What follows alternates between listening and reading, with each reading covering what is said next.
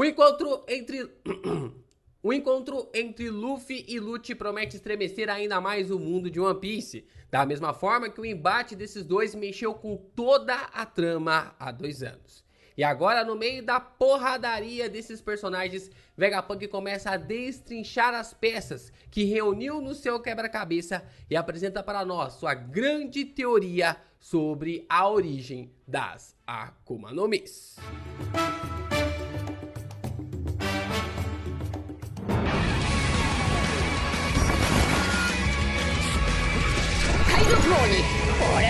Bom, vou aqui situar o nome da minha novel, Que Haja Luz. Yo, Geeks, aqui é o LP e vocês estão no canal do Geek Brasil. Fiquem ligados porque esse vídeo contém spoilers do capítulo 1069 de One Piece. Sim, pessoal, finalmente temos luzes no canal do Geek Brasil. Pode celebrar, pode, realmente vocês que cobraram tanto.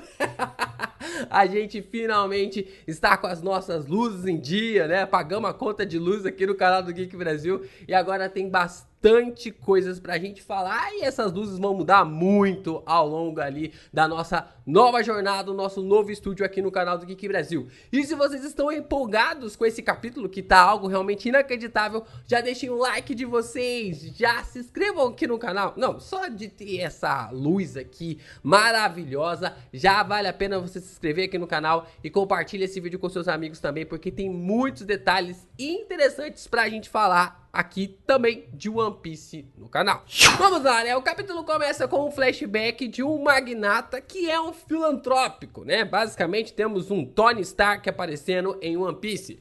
E ele era um dos grandes patrocinadores ali do Mads, chamado ali de Luffy, né? O cara carrega a aura de alguns personagens que já apareceram na trama, né? Como o Hogback ali do bando do Moria, né? Meio que tipo assim, o óculos ou coisa do tipo. Mas o Veto ali do bando do Bege é onde é o personagem que mais se parece, né? Tem as mesmas características ali do bando do Bege, o que pode ser realmente ali alguém que pertence ali à família do Veto, né? Já que tanto o Veto quanto também o Bege, os personagens que pertencem ao bando ali do Bege, fazem parte da máfia, né? Compõem a máfia, o mundo da máfia ali de One Piece.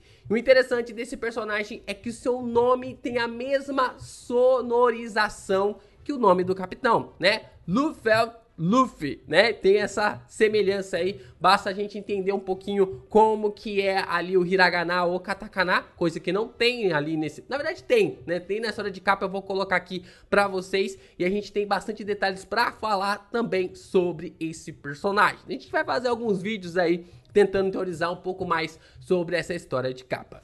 Enquanto eu tava editando esse vídeo aqui do capítulo 1069, eu não consegui tirar essa parte do navio, da capa, da história de capa, realmente da cabeça, né? E aí eu fui pensar, fui procurar algumas pistas no universo de One Piece e eu acho que eu cheguei na solução, acho que eu cheguei realmente nessa referência.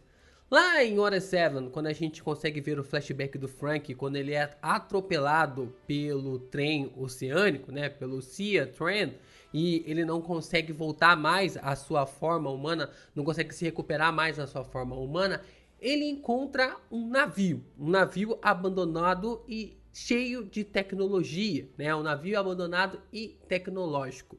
A gente não consegue ver completamente esse navio, mas as características apresentadas para nós desse navio nessa época, com a complementação que aparece agora nesse capítulo 1069, dá para chegar à conclusão de que é o mesmo navio. O Frank, ele acabou sendo transformado, ou ele se transformou em um ciborgue dentro do navio da Mads, né? O foco pode até ser ali mais pra frente, nesse rapaz, nesse filantrópico, nesse Tony Stark, como a gente falou aqui, mas a ideia dessa história de capa é sobre esse navio e a forma como o Frank, ele se encontrou nesse lugar e ele pôde ser criado, na forma como ele se criou como um ciborgue através dessa doação deste filantropo. O capítulo começa com os funcionários do Vegapunk correndo, dizendo que Atlas havia sido atingido pelo golpe do Lute. Eles gritam que os intrusos haviam chegado em Egghead, enquanto alguns estão clamando de que a CP está atacando eles do nada, né? Começaram realmente a atacar eles do nada. Chopper fica assustado por Lute estar naquele local e Jinbe também fica impressionado. Enquanto o Luffy se vira pro Lute e pergunta que raios o Homem-Pombo estava fazendo ali em Egghead. Lute responde claramente pro Luffy que aquela é uma ilha governamental, então por que você tá achando ruim? Por que você tá achando ruim a gente estar numa ilha governamental? E aí o Luffy realmente fala, você tem razão, realmente você tem razão. E aí o Chopper, ele se vira ali para o Luffy e pede para eles darem um fora daquele local o mais rápido possível, né? Que eles precisam realmente sair daquele local o mais rápido possível. Mas o Luffy não dá muita trela não, o Luffy acaba não dando muita trela. E aí o Kako diz que a tripulação do Chapéu de Palha está na ilha junto com a Bonnie. Então isso é um puta problema, né? Acaba sendo ali um puta problema para eles, na forma como os Chapéus de Palha estão juntamente ali com a Bonnie. O Narigudo fala pro Lute que ele não pode lutar contra o Luffy sem a autorização de ninguém, sem a autorização da marinha. E ele é um imperador agora, então precisa realmente pensar com a cabeça em dia para poder atacar o imperador. E que eles precisam relatar primeiro para a marinha para depois atacar ali o capitão. A única coisa que eles podem se meter é com a Bonnie, que está com o Chapéu de Palha na forma que o Luffy está carregando. Luffy então entrega a Bonnie ali para o Jinbe cuidar e corre ali na sua frente, corre em direção à sua frente. Então Stance pede para que eles se comuniquem com a marinha, para falar realmente com a marinha sobre o que eles devem fazer daqui para frente. O capitão então fica assustado com o estrago que o Lute acabou fazendo ali no Atlas e reconhece que ele é um dos que apareceram, né, um dos robôs que apareceram para ajudá-los anteriormente, né, dando comida para eles. Lute responde para Kako dizendo que ele sabe que não deve lutar, enquanto Luffy pede para Chopper cuidar ali do robozão e Chopper corre desesperado para tentar fazer alguma coisa, mas ele mesmo argumenta que quem pode ajudar ali o personagem é mais o Franky. O Homem-Pombo então pede para o Luffy não se intrometer, que isso é um assunto ali do governo, e o capitão caga ali para o Lute realmente quer dizer com isso, e ele diz que vai acabar com a raça dele, dizendo que ele foi alimentado por aquele robô, e se ele foi alimentado por aquele robô, é claro que ele vai vingar o que o Lute fez com ele. E a gente sabe, né, o capitão não tá nem aí pra treta dos outros, ele não tá nem aí se o governo mundial tá indo ali pro Vegapunk, se tá ali querendo caçar o Vegapunk, o Luffy não tá nem aí pra isso. O que o Luffy realmente, ele age, né, a forma como ele age como uma criança, é que os robozões, né, o próprio Vegapunk ajudou ele, né, querendo ou não, o Atlas faz parte ali do Vegapunk. O Atlas deu algo pra comer ali pro Luffy. E aí o Luffy pensa, cara, alguém me deu um prato de comida, eu não posso recusar ajuda a essa pessoa. E é por isso que o Luffy compra ainda mais a briga do Vegapunk, né, ele acaba comprando a briga do Vegapunk ainda mais pra lutar contra o Lute novamente. Nós então vamos para o quartel-general da marinha com alguém perguntando se os Chapéus de Palha estavam na ilha de Egghead. E vemos que se trata de Akainu conversando com alguns marinheiros. E o almirante está dizendo que as coisas estão ficando complicadas de novo. Akainu diz que Vegapunk sabe ali dos planos do governo contra ele. E por causa disso, a CP0 teve que forçar a entrada deles em Egghead. O almirante então fica irritado pelo cientista ter conseguido se reunir ali ao Luffy e já dá como perdido o Vegapunk, seja como um homem morto ou como aliado do novo Yokon, né? Seja ali tanto para estar morto nas mãos da CP0 ou também ali sendo um aliado do Luffy como um Yokon, né? O que seria algo catastrófico para a marinha, já que o Vegapunk forneceu vários materiais ao longo dos anos para a frota. E assim, então, vemos a pergunta sobre onde está o Kizaru e é respondido que ele já se dirigiu para Egghead. Akainu pede para os marinheiros avisarem a CP para não começarem a lutar contra o Luffy enquanto a marinha / Kizaru não chegar no local. E aqui pra mim tá claro uma coisa, né? Pra mim tá claro uma coisa, existe um traidor dentro da CP, né? Existe um traidor dentro da CP0, tá bem realmente marcante isso, porque alguma coisa estava acontecendo em Wano e o Morgans já tinha essas informações. Coisas estão acontecendo em Egghead e o Vegapunk já tinha essas informações, então alguém tá relatando tudo o que está acontecendo para as pessoas. E a pessoa mais sucinta para ter realmente essa acusação é a Stance, né? A Stance sabia realmente de muitas coisas que estavam acontecendo em Egghead. Eu já tinha percebido isso, mas esqueci de comentar no capítulo 1068 sobre esse detalhe. Eu havia percebido essa diferença. O próprio Lute fala, nossa, Stance, você conhece bastante as coisas aqui, né? A gente sabe que ela tem algumas ligações com o submundo. Então, pra mim, a Stance, ela é a traidora ali na marinha, ela tá fazendo o jogo dela, ela não é nem aliada ali dos piratas e nem aliada do governo mundial, ela tá fazendo apenas a vida dela, é isso aí, ela tá seguindo a vida dela ali pra ser uma das comandantes do submundo, como a gente já tem algumas evidências, a gente vai fazer um vídeo sobre ela, que ela é uma personagem extremamente interessante. E o Vegapunk soube exatamente da sua morte com antecipação, né? E aí fica essa grande questão dessa afirmação de a Stance ser a traidora ou não. E só lembrando também que o Kizaru nem vai passar do Zoro, né? Pode anotar aí, pode me cobrar depois. O Kizaru não vai nem passar do Zoro e o Brook tá ali pra ser apenas testemunha. O Brook tá ali apenas pra ser testemunha, pra afirmar pros outros que o Zoro botou um almirante pra correr. E podem me cobrar depois que o Zoro não vai deixar nem o Kizaru passar. O Kizaru não vai passar nem no barco ali do Sunny. Depois vocês me cobram aqui nos comentários. Voltamos então para Egghead e o pau começa a cantar para todos os lados enquanto Chopper carrega Bonnie e Jinbe leva Atlas consigo. Isso porque tanto Luffy e Lute parecem estar em formas diferentes, enquanto Chopper, na sua forma de Bruce Lee, pede para o capitão esperar. Jinbe então chama a atenção do Luffy dizendo que ele precisa saber seu lugar agora como imperador, né? Que ele não pode sair lutando com qualquer um, né? O imperador não luta com qualquer um. Então vemos o grupo do Sanji visualizando a batalha pelo telão. Enquanto eles ficam espantados com o que estão vendo e Shaka fica surpreso com o tamanho da velocidade dos dois personagens.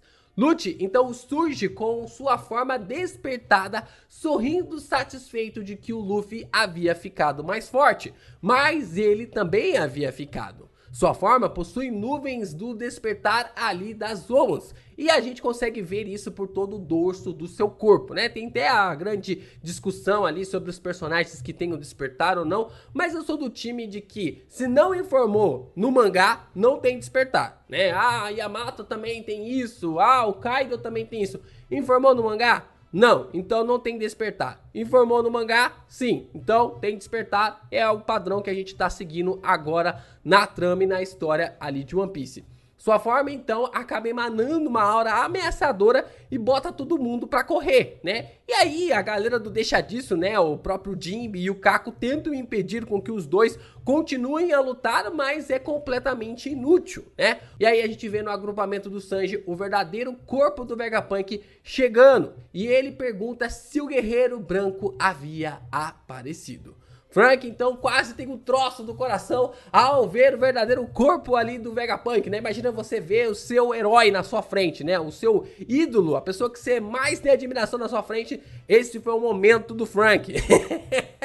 E fica ali surpreso por ele ter chegado naquele espaço, naquele local onde eles estão de uma forma tão rápida. Ele diz que essa transformação, né, o Vegapunk, ele diz que essa transformação do Luffy é completamente insana. E Nami pergunta se isso é algo relacionado a Gomu Gomu no Mi. Vegapunk então diz que a Gomu Gomu no Mi não está listado no livro das Akuma no Mis, o que deixa a Nami espantada, já que é uma fruta que não está registrada. O Sop diz que mesmo que Vegapunk diga que não exista uma fruta chamada Gomu Gomu no Mi, Luffy ainda lhe chama assim, o que faz o cientista chamar o capitão de alguém disciplinado, uma pessoa realmente que está contente com o que está acontecendo. Vegapunk diz que só existe a menção a uma fruta similar na literatura antiga. E Sanji diz para o cientista não ser Zé Mané, porque a fruta está na frente deles. Vegapunk então explica para os Mugiwaras que nos textos antigos, essa figura da fruta do Luffy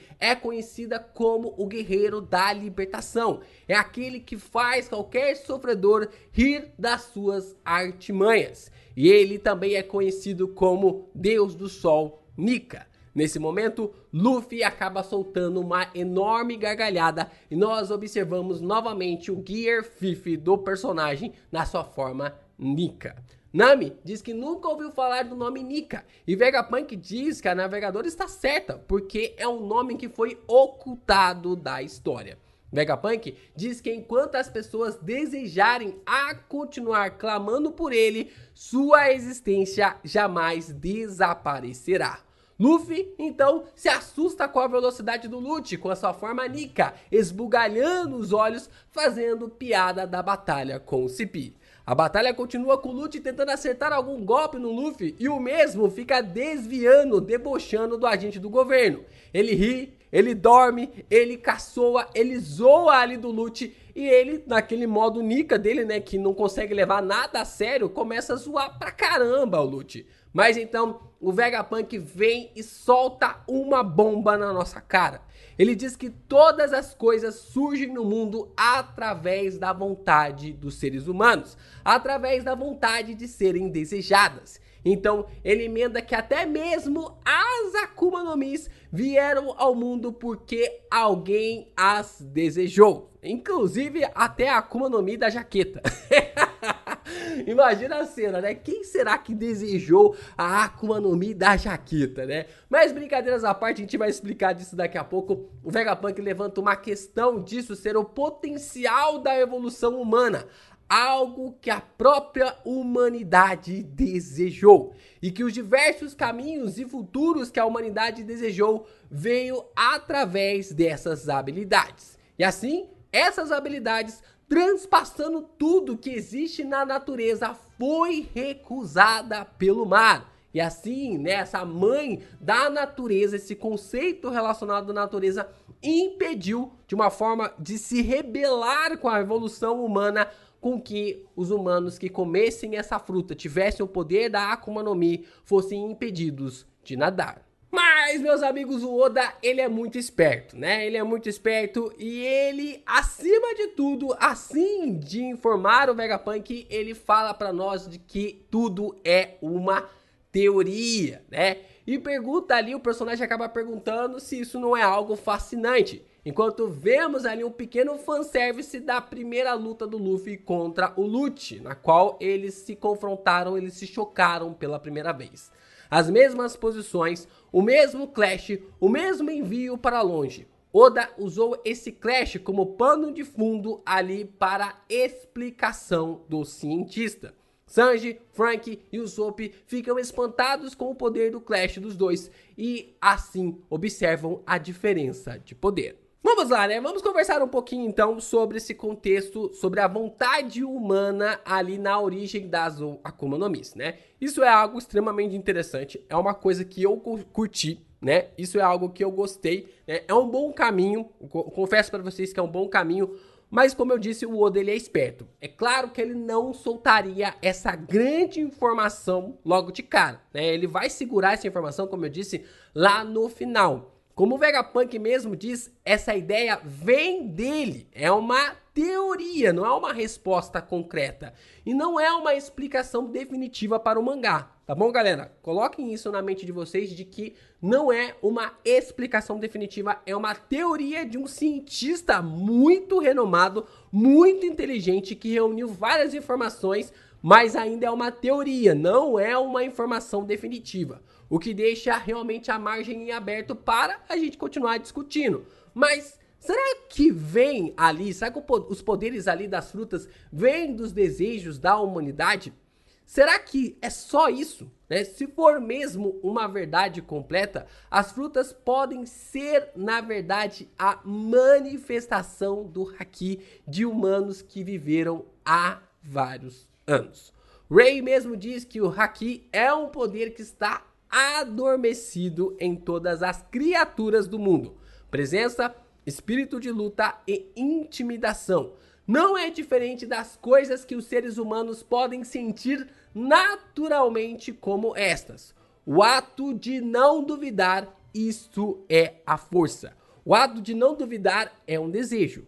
O ato de não duvidar lhe proporciona o haki. Será que a aplicação do haki nesses seres humanos que viveram há vários anos fez com que as Akuma no Mis pudessem surgir? Será que essa manipulação da aura, bem parecido com o que acontece com o Nen em Hunter x Hunter, fez com que as Akuma no Mis pudessem ser originadas? E sabe o que é o mais interessante nisso? O mais interessante nisso é que a vontade da Nami de se recusar a acreditar que o Luffy tivesse morrido na batalha contra o Kaido pode ter trazido Nika de volta para o mundo humano.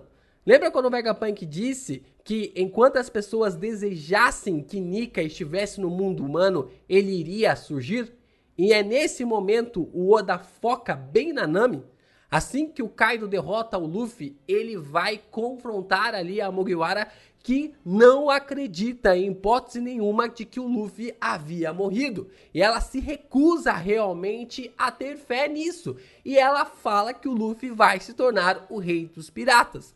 A gente então vai até o domo e percebe que o Luffy sorri e desperta sua Akuma no Mi, trazendo Nika junto com ele.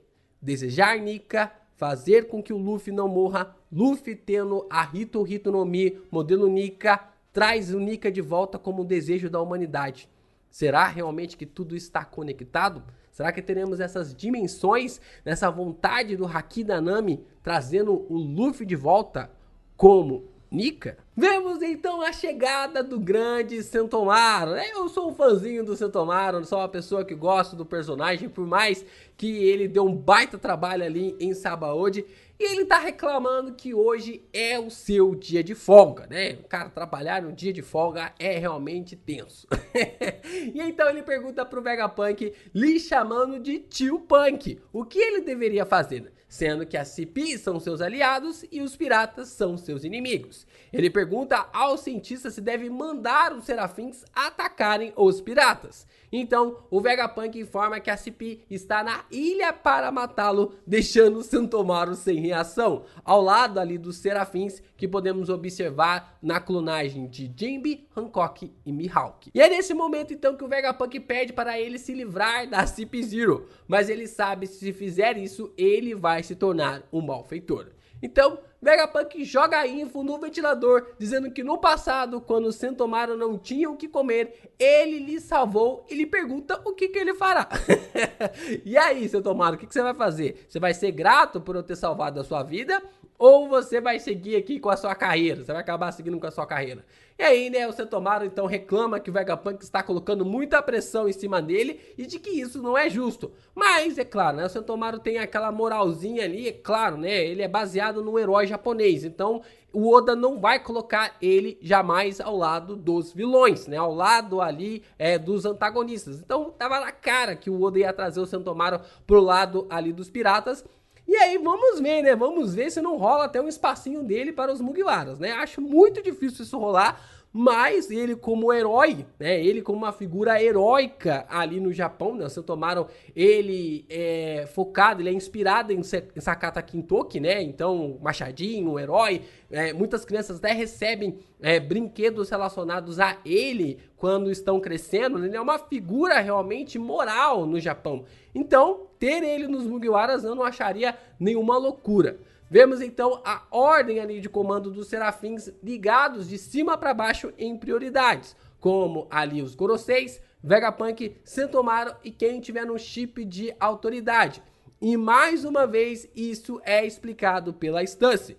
E aí o Sentomaru pede para o Serafim Kuma atacar os CP0s, colocando tanto Kaku e Stance para correr, né? Então nós temos ali as informações, a hierarquia, e Kaku fica indignado como a destruição de um serafim será cruel para o governo. E que é um investimento astronômico que o governo teve, que não dá para simplesmente aniquilar uma arma como essa de uma hora para outra. Observamos então o Luffy e o Lute voltando para a porrada e o Luffy aparece agora dando um soco no chão e fazendo o chão socar o Lute, chamando o seu golpe de topeira de borracha, né? Com certeza o Luffy tem os melhores nomes de golpe. Topeira de borracha é um nome inacreditável. Sentomaru então dá as novas ordens para os Serafins e diz ali que a Serafim da Hancock conduzirá os Mugiwaras para o foguete, enquanto Jinbe e Mihawk segurarão a CP0. Vemos Jinbe e ele junto com o Chopper reconhece que as crianças se parecem com ele e também os antigos Shichibukais. Ele não imaginava que fosse clonado.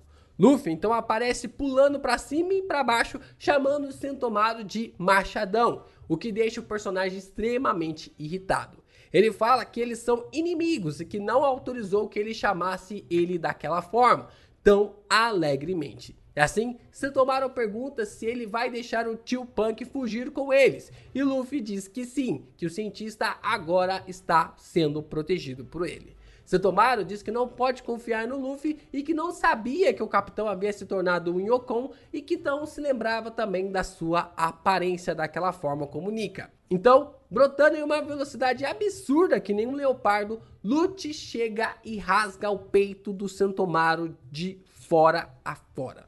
Lute diz o que eles precisam fazer é acabar com o comandante, e então pede para que os Serafins obedeçam suas ordens, enquanto Luffy grita pelo machadão, assustado pelo ataque do Lute. Bom, aqui é só apenas uma forma do Oda ter erguido pra nós aqui um plot, né? Criar um plot de final de ano pra gente nos assustar, mas ele acabou dando pra nós a hierarquia, né? A não ser que mude alguma coisa nessa hierarquia, as coisas não vão realmente ser alteradas, né? Temos os Goroseis, temos o Vegapunk, depois temos ali o Sentomaru e depois nós temos ali alguém que estiver com chip. No caso, né, a CP0 é quem tiver com chip. E se a Gorosei não se intervir ali na batalha para controlar os próprios Serafins, né, o Vegapunk tá no controle deles. Então não tem por que ficar assustado. Mas analisando essa batalha realmente do Luffy contra o Lute, cara, eu passei por todos os estágios de luto. Eu passei por todos os estágios de luto e eu fiquei realmente um pouco irritado quando eu vi os primeiros spoilers. Mas o Mil Grau lá no Twitter, um forte abraço lá, o One Piece Mil Grau, ele fez eu entender um pouco melhor esse capítulo, né? Na primeira impressão que eu tive, o Luffy estava apenas brincando com o Lute e isso custou caro pro Sentomaru, né? Juntou várias mesclas de sentimentos em mim, né? Primeiro porque eu gosto bastante do Sentomaru, por causa dele ser essa figura heróica. Segundo porque eu odeio o Lute, ele é o personagem que eu mais odeio em One Piece. E o terceiro é porque parece mesmo que o Luffy tá brincando, né? O Luffy realmente ele tá brincando apenas na batalha. Mas depois que você analisa friamente o processo, você entende que o Luffy agiu de acordo com as suas características como Nika. E é claro, né, o clash do Luffy ali com o Lute foi apenas um fanservice que o Oda quis colocar ali no capítulo, para enaltecer a fala do Vegapunk sobre os poderes das Akuma no Mis. Não foi bem um confronto, não foi bem um clash, foi apenas um fanservice da primeira batalha que eles tiveram ali em Enies Lobby. E o interessante também desse ataque é que o nome dele é a chave pra gente entender por que o Luffy não identificou esse poder com o seu Haki da observação. O nome desse poder do Lute é composto por dois kanjis, né, que é Teju, que significa pistola de mão. Mas no Furigana, que é a forma como a gente lê ali, né, o jeito como a gente lê a habilidade, é colocado para nós como Shugan, que tem um som muito parecido com Shotgun, né? Tem um som muito parecido também com Shotgun. É quase uma mensagem do Oda para nós de que o Lute é o Luffy da Marinha, né? É quase esse idealismo ali. O Lute, ele realmente é alguém que não age, não pensa muito na forma das consequências ou coisa do tipo, ele parte para cima e deu para perceber isso no capítulo. A forma como os dois personagens são quase como uma complementação um do outro. A maior arma do Luffy é baseada também em uma arma de fogo, na qual a gente observou isso no capítulo 1. E agora, o maior poder do Lute mostrado no mangá também faz referência a um poder de uma arma, uma ligação realmente uma arma, né? Tanto a Gomu Gomu no Mi ali relacionado a Pistol, quanto também agora a Shogun, tem essas ligações realmente sobre armas e a forma realmente como os dois personagens estão conectados. E o paralelo também do nome de ambos é incrivelmente parecido, né? O Luffy e Lucci são personagens realmente idênticos ali através das características e tem quase os mesmos ideogramas na composição dos seus nomes. O paralelo dos personagens está bem evidente e existe algo que o Oda quer nos mostrar com isso. A pergunta que fica é o quê? O que o Oda quer nos mostrar com esse paralelo do Luffy com o Lucci e o que vai ser revelado nos próximos capítulos nessa conexão com os dois personagens? Então, infelizmente, sobe a mensagem do editor dizendo que Sentomaru foi cruelmente perfurado no peito e assim não teremos capítulo na semana que vem e o cronograma tá meio confuso, né? Provavelmente a gente só volta com o capítulo de One Piece no ano que vem, mas a gente continua aqui no canal Geek Brasil para trazer muitos conteúdos interessantes de One Piece. Aí!